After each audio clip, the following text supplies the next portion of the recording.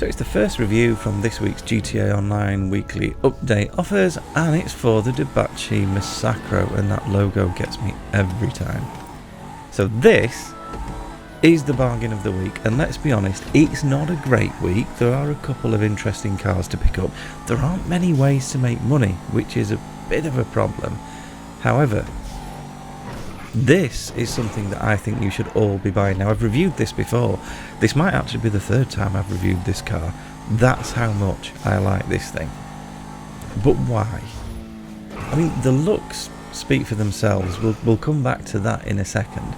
But there's one other key reason why I think this should be on everyone's shopping list for this week. And that is the cost. So this normally costs $275,000, which is pretty cheap anyway, and this is on 50% off this week. So if you get this week, you're going to be paying $137 for it. So without spoiling the ending and telling you how fast it does the lap, let's have a look at where it sits on the lap board and how much the other cars around it cost. Just look at the difference in cost.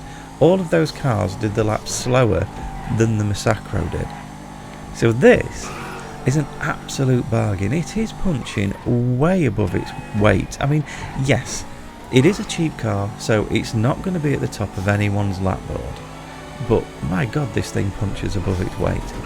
And also, this thing is absolutely gorgeous. I mean, just take a minute to look at this. Every single angle is stunning.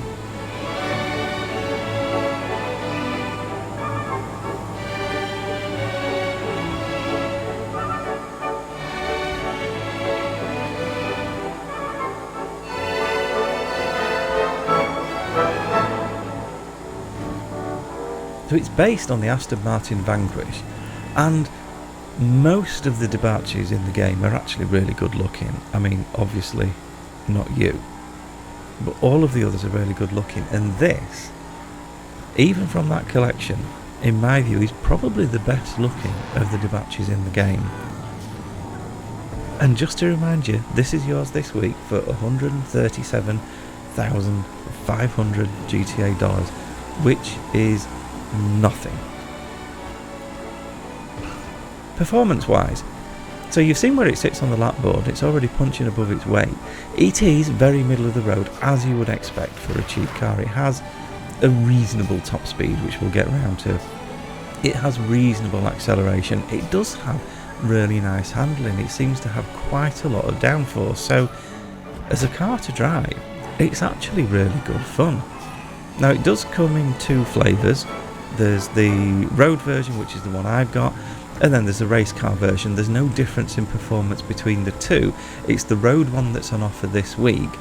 However, if it's the race car one that you're after, given the cost of it, you might as well just buy this anyway, because you can do a decent race car version of this car anyway. You don't necessarily need to get the race car one if that's what you're looking for. So let's have a look at top speed. And here we are at my measured mile. Now, I made a couple of changes here. So what we're doing here is we're timing how long it takes the car to travel exactly 1 mile. And then in the bottom right, you'll see what I'm doing is I'm taking the time travelled, dividing that by the distance to give you the average speed that it manages to achieve. So what this is going to do, that's going to count down until I hit the finish line, which is just under the sign near the silos, and that will tell you what it manages to hit. And here we go, and 112. So as I said, it's pretty mid. It's not an amazing top speed. It's certainly not slow, but as you would expect for 130 odd grand, it's not going to be at the top of the leaderboard. So what are final thoughts on this thing? I honestly think if you only buy one car this week, it should be this one. There aren't many ways to earn this week, but in a way that's good, because there isn't that much to spend your money on. There are a couple of other cars that I will get to, but if you only buy one, I would buy this. In terms of bang for your buck, it doesn't get much better than the Massacro at full price. So a Massacro at 50% off is an absolute bargain. Everyone should have at least one of these in one of their garages. And as we come over the finish line, you can see this managed to do an 8:46, which is a very, very respectable time, especially for something as cheap as this. So here's where it sits on the lap board. And I hope you're all having a wonderful new year. I hope that was useful.